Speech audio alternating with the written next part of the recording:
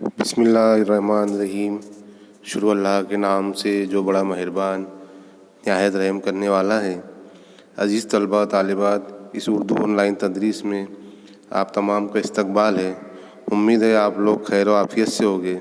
आज हम आपकी दरसी किताब का सबक नंबर 26 जिसका उन्वान है खुद्दार, उसका मुताला शुरू करने जा रहे हैं। तो आइए सबसे पहले मुसन्निफ़ का तारुफ देख लेते हैं कि खुद्दार सबक के मुसन्निफ़ का नाम बलवंत सिंह है और इनकी पैदाइश ईस्वी सन 1921 में हुई और आपकी वफ़ात ईस्वी सन 1986 में हुई। बलवंत सिंह एक बाकमाल अफसाना निगार थे। उनके नावलों और अफसानों के मजमू की तादाद 30 से ज़ायद है। उनकी किताबें उर्दू और हिंदी दोनों ज़बानों में शाये हुई। बलवंत सिंह को उनकी ज़िंदगी में एक रूमान निगार समझा गया। हालांकि ये बात जितनी सही है उतनी गलत भी है। बलवंत सिंह की ज़िंदगी के खाके से जो अलग शाये किया जा रहा है, अंदाज़ा होगा कि बलवंत सिंह इंतहाई खुद्दार और अपनी खाल में मस्त रहने वाला शख्स था। कृष्णचंद्र और राजेंद्र सिंह बेदी और मौलाना सलाहुद्दीन अहमद से उनकी मुलाकात थी। उनका अफसाना 17 उनकी पहली कोशिश है। राजेंद्र सिंह बेदी ने भी उनकी तनु और शगुफ्तगी की दाद दी है। उनका पहला मजमुआ जग्गा ईस्वी सन 1944 में लाहौर से शाये हुआ। तो ये मुसन्निफ़ का तारुफ था। अब हम सबक का मुताला शुरू करते हैं। खुद्दार, सबसे पहले मैं बता दूँ आपको कि खुद्दार सबक में एक मुलाजिम, एक नौकर की खुददारी के वाक़े पेश किए गए कि वो एक मुलाजिम और एक अदना सा नौकर होने के बाद भी वो बहुत ही खुददार किस्म का शख्स है, उसके मुतालिक यहाँ बताया गया है। तो आइए शुरू करते हैं। जिन दिनों सूबे बिहार में ज़लज़ला आया, मैं आसाम की एक गैर मारूफ रियासत में बहैसियत एक इंजीनियर मुलाजिम था। ज़लज़ले के बाद रिलीफ का काम शुरू हुआ तो मैंने भी मुलाजिमत के लिए हाथ पाँव मारे। रियासत का वज़ीर एक बारसूख शख्स था। उसके साथ मेरे अच्छे मुलाजिम थे। चुनांचा मुझे मुलाजिमत मिल गई। मेरा काम बहुत तसल्ली बख्श था। जल्दी एग्जीक्यूटिव इंजीनियर बनाकर मोतिहारी भेज दिया गया। तो मुसन्निफ़ कह रहे हैं कि जब बिहार में ज़लज़ला आया तो मुसन्निफ़ आसाम की एक गैर मारूफ रियासत में बहैसियत एक इंजीनियर मुलाजिम थे, लेकिन ज़लज़ले के बाद रिलीफ का काम जब शुरू हुआ तो मुसन्निफ़ ने मुलाजिमत के लिए हाथ पाँव मारना शुरू किए, कोशिशें की और रियासत का एक वज़ीर जो बारसूख शख्स था, उसके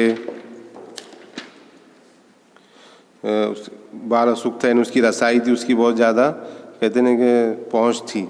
तो उससे उन्होंने बात की और उसके साथ उनके अच्छे मरासिम थे। अच्छे मरासिम ने ताल्लुकात मुसन्निफ़ के बहुत अच्छे थे उसके शख्स के साथ, वो वज़ीर के साथ, उसको जिसकी वजह से उनको मुलाजिमत मिल गई।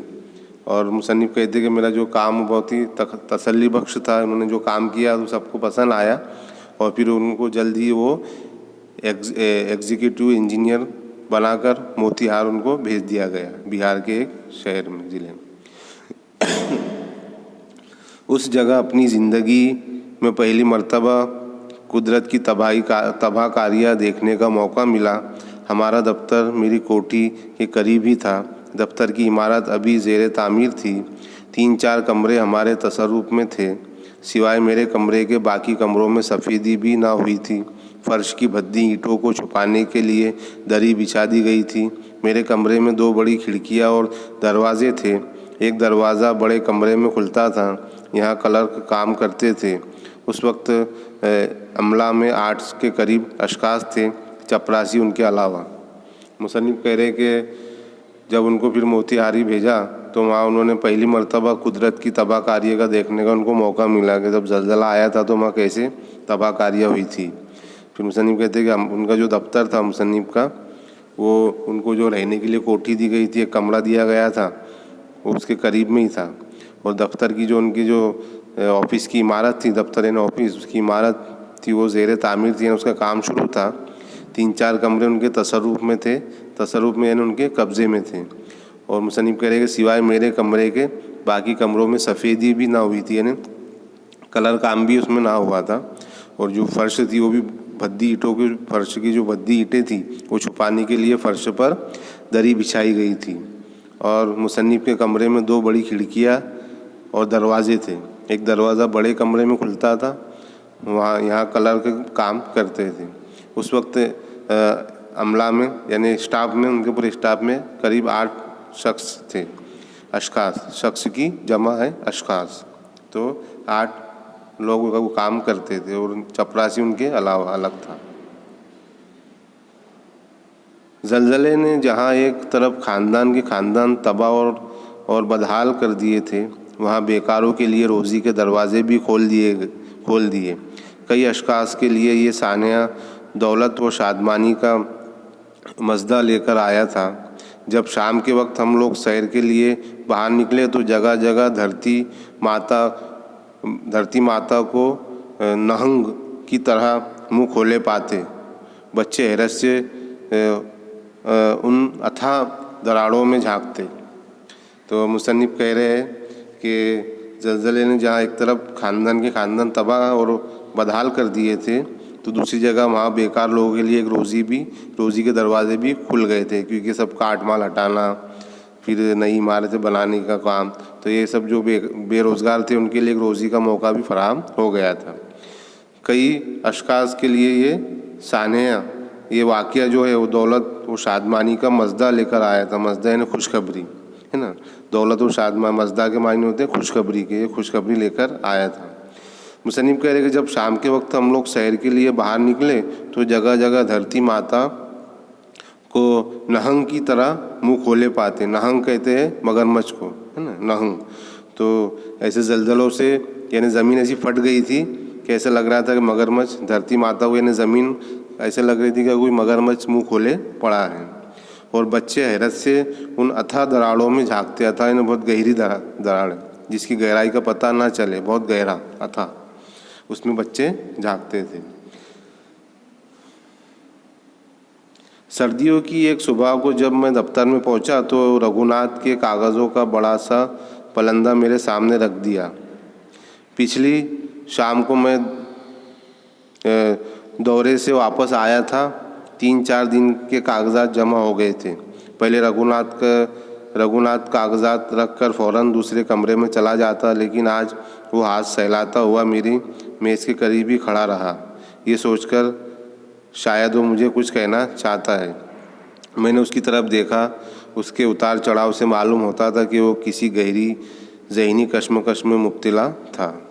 तो मुसन्निफ़ कह रहे हैं सर्दियों की एक शाम जब मुसन्निफ़ दफ्तर में पहुँचे तो जो रघुनाथ था वहाँ का मुलाजिम वहाँ पर आया और बड़ा सा कागज़ों का गट्ठा उनके सामने रख दिया।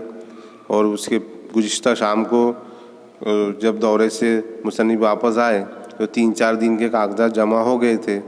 पहले रघुनाथ जो था वो कागज़ात रख कर दूसरे कमरे में चला जाता था, लेकिन आज वो हाथ सहलाता हुआ मुसन्निफ़ के मेज़ के करीब ही खड़ा रहा। ये सोच कर कि शायद वो मुसन्निफ़ से कुछ कहना चाहता हो, और वो मुसन्निफ़ की तरफ देख रहा था। उसके उतार चढ़ाव से मालूम होता था कि वो किसी गहरी ज़हनी कश्मकश में मुब्तला है। पेशतर उसके कि वो कुछ कहे, चपरासी खबर लाया कि पंडित देवी दयाल अंदर आने की इजाज़त चाहते हैं। मैं उस चापलूस शख्स से मिलना ना चाहता था, लेकिन मेरी गैर हाज़िरी यहाँ पर गैर हाज़िरी आना चाहिए, यहाँ पर सिर्फ हाज़िरी लिख दिया है। तो मेरी गैर हाज़िरी में वो कई मर्तबा मेरी कोठी के चक्कर लगा चुका था। बच्चों के लिए फल और मिठाइयाँ भी दे गया था। मैंने उसको बुलवा लिया। उस पर रघुनाथ दूसरे कमरे में चला गया। तो रघुनाथ कुछ चपरासी ने फिर कुछ देर बाद खबर लाया कि भाई आपसे देवी दयाल नाम का एक शख्स है, वो मिलना चाहता है। तो मुसन्निफ़ उस चापलूस शख्स से मिलना नहीं चाहते थे, लेकिन उनको मिलना पड़ा क्योंकि उनकी गैर हाज़िरी में वो 2 मरतबा वहाँ हाजिर हो चुका था। वो चक्कर, उनकी कोठी के चक्कर लगा चुका था और बच्चों के लिए फल और मिठाइयाँ भी दे गया था। तो फिर मुसन्निफ ने उसको अंदर बुलवा लिया। फिर रघुनाथ जो था वो दूसरे कमरे में चला गया। देवी दयाल सिनेमा के पास लाया था। वो शहर का एक मुतमव्विल रईस था। उसके बावजूद वो मेरी इस कदर ज़्यादा चापलूसी कर रहा था कि जी चाहता था कि धक्के देकर बाहर निकाल दूँ। मेरी बेइतनाई को खातिर में न लाते हुए उसने दराजकार इशारों से अपना मद्दुआ बयान किया। वो चाहता था कि मैं ठेकेदारों से उसके भट्टे की ईंटों की सिफारिश करूं। तो देवी दयाल जो शख्स आया था उसने सिनेमा के पास, यानी सिनेमा पिक्चर के फिल्म के जो टिकट लेकर उनके पास आया था। वो शहर का बहुत ही मुतमव्विल के मायने होते रईस, अमीर, दौलतमंद शख्स था। उसके बावजूद भी वो मुसन्निफ की इस कदर चापलूसी कर रहा था कि मुसन्निफ कह रहे कि मेरा जी चाहता था कि उसे धक्के मारकर बाहर निकाल दूँ। और मुसन्निफ की बेइतनाई यानी बेतवज्जा को वो खातिर में नहीं लाया। उसने ध्यान नहीं देते हुए वो दराज का इशारा से अपना मद्दुआ यानी जो वो कहना चाहता था उसको बयान किया। और वो ये कहना चाहता था कि मुसन्निफ से कि वो चाहता था कि उसके जो ठेकेदार है वो उसके भट्टे की ईंटों की सिफारिश करो। यानी मुसन्निफ ठेकेदारों को उसकी जो भट्टी में ईंटें बनती है उसको इस्तेमाल करने की सिफारिश करने का कह रहा था। मेरा ध्यान रघुनाथ की तरफ था। रघुनाथ हमारे अमले में सबसे मामूर शख्स था, बल्कि दूसरे तो सब के सब जवान थे। 10वीं पास, स्टेनोग्राफर, नशिस्त बर्खास्त में सलीकामंद, बातचीत में होशियार। लेकिन मुझको रघुनाथ पर ही भरोसा था। वो हमेशा रुक रुक कर धीमी आवाज़ में बात करता। उसको देखकर कहा जा सकता कि वो एक जिम्मेदार शख्स है। इसी वजह से उसको काम भी ज़्यादा करना पड़ता है। तो मुसन्निफ कह रहे कि बार बार मुसन्निफ का जो ध्यान था वो रघुनाथ की तरफ जाता था। और रघुनाथ उनके स्टाफ में सबसे मामूर पुराना शख्स था, और बल्कि दूसरे जो सब थे वो जवान थे। कोई 10वीं पास था, कोई स्टेनोग्राफर था, कोई नशिस्त बर्खास्त में सलीकामंद था, कोई बातचीत में होशियार था। लेकिन मुसन्निफ को रघुनाथ पर ही भरोसा था। वो हमेशा रुक रुक कर धीमी आवाज़ में बात करता। उसको देखकर कहा जा सकता था कि वो एक जिम्मेदार शख्स है। इसी वजह से उसको काम भी ज़्यादा करना पड़ता था। नौकरी के लिए वो बराह रास्त मुझको मिलने के लिए आया था। दोपहर के वक्त खाना खाने के बाद कैलुल्ले के लिए पलंग पर पाँव रखा ही था कि नौकर ने रघुनाथ की मुलाकाती कार्ड लाकर दिया। मैंने उसकी बेवक्त आमद को महसूस किया। नौकर की ज़ुबानी मालूम हुआ कि मुलाजिमत के लिए आए हैं। मैंने जवाब दिया कि दफ्तर में मिले। तो मुसन्निफ कह रहे कि नौकरी के लिए वो बराह रास्त मुसन्निफ से मिलने आया था। दोपहर का वक्त था। उनके घर पर उनकी कोठी पर उनको मिलने गया।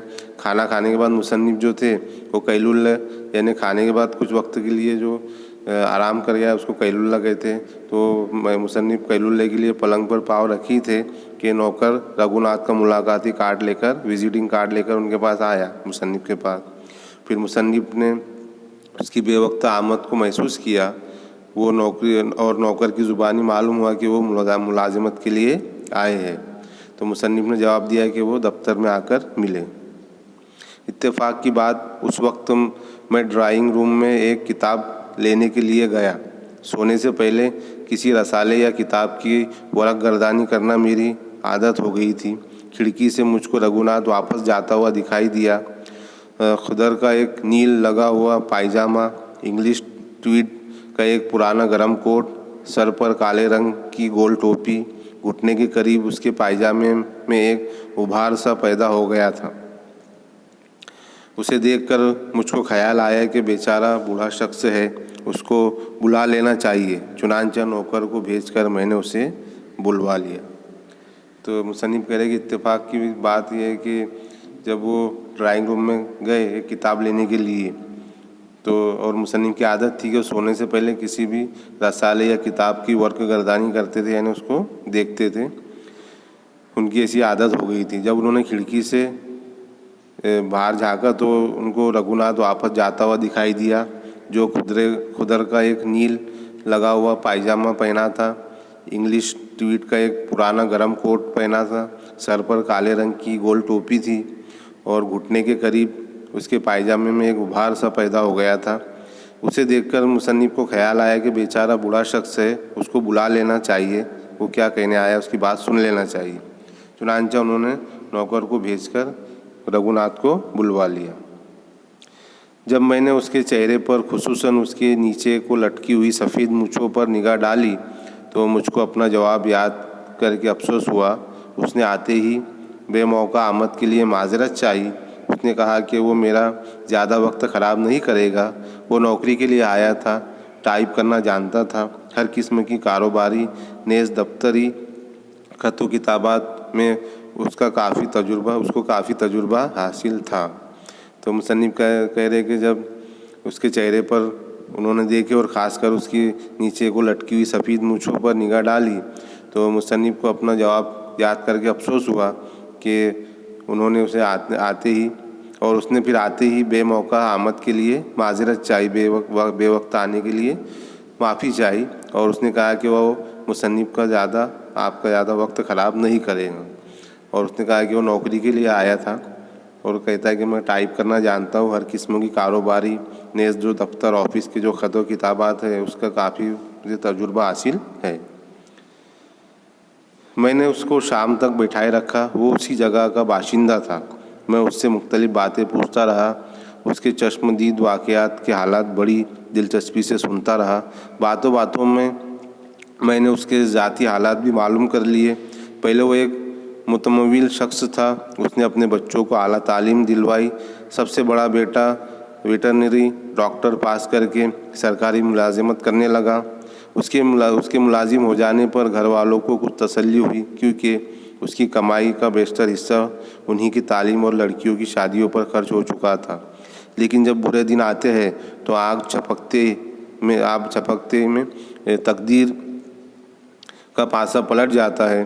भरा पड़ा घर बुरी तरह तबाह हुआ। लड़के छुट्टियों में घर आए हुए थे। शादीशुदा लड़कियां भी वालिदैन को मिलने के लिए आ गई थी। मालूम होता था कि कुदरत ने ये साजिश कर रखी थी कि उनके घर के सब अफराद को यकजा करके कुचल दिया जाए। कुदरत की सितम ज़रीफ़ी। अब घर में रघुनाथ की नीम पागल बीवी, उसकी बेवा बहन, उसका 3 साला पोता रह गए थे।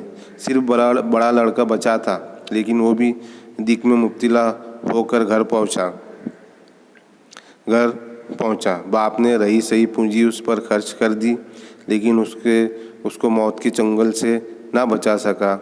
उसकी आपबीती सुनकर दिल को यकीन आता था कि कुदरत इस कदर जाबिर भी हो सकती है, लेकिन ये एक हकीकत थी। तो मुसन्निफ कह रहे कि मुसन्निफ ने रघुनाथ को शाम तक बैठाए रखा और वो उसी इलाके का रहने वाला था।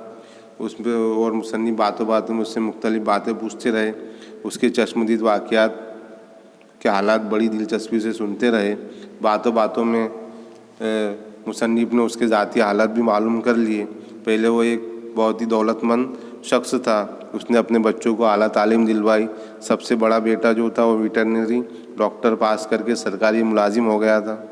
उसकी मुलाजिम हो जाने पर घर वालों को कुछ तसल्ली हुई क्योंकि रघुनाथ की जो कमाई का बेशतर हिस्सा बच्चों की तालीम में और लड़कियों की शादियों पर खर्च हो चुका था। लेकिन जब बुरे दिन आते हैं तो आग झपकते में तकदीर अपना पासा पलट देती है और उसका भरा पड़ा घर बुरी तरह तबाह हुआ। लड़के छुट्टियों में घर आए थे। शादीशुदा लड़कियां भी वालिदैन को मिलने के लिए आ गई थी। मालूम होता था कि कुदरत ने एक साजिश कर रखी थी कि उनको सबको घर पर एक यकजा करके कुचल दिया जाए, क्योंकि कुदरत की सितम ज़रीफ़ी। अब घर में रघुनाथ की नीम पागल बीवी थी, उसकी बेवा बहन और उसका 3 साला पोता रह गया था। सिर्फ बड़ा लड़का बचा था, लेकिन वो भी दिक में मुब्तला था। वो भी एक दिमागी बीमारी में मुब्तला था और बाप ने रघुनाथ ने जो रही सही जो पूंजी थी उस पर खर्च कर दी, लेकिन उसको भी मौत के चंगुल से वो बचा ना सका था। यानी उसके सब घर के लोग तबाह हो गए थे उस ज़लज़ले में। ज़लज़ला जब आया तो उनके घर में जितने भी लोग एक साथ जमा हुए थे वो सब मर चुके थे। उसकी एक बेवा बहन, उसकी नीम पागल बीवी यानी आधी पागल बीवी, और एक लड़का जो वो भी दिमागी बीमार था, वो भी बचा था। लेकिन कुछ उसमें उसकी बीमारी पर रघुनाथ ने पैसा खर्च किया, लेकिन उसको भी मौत की चुंगल से बचा ना पाए। उसकी आप बीती सुनकर मुसन्निफ कह रहे कि दिल को यकीन ना आता था कि कुदरत इस कदर जाबिर भी हो सकती, जाबिर यानी जबर करने वाली, लेकिन ये एक हकीकत थी। शाम की चाय के बाद जब वो रुखसत होने लगा तो मैंने कहा, रघुनाथ जी, इतने मसाइब झेलने के बाद भी आपकी साबित कदमी और हौसला देखकर मैं आपकी बहुत इज्जत करने लगा हूँ।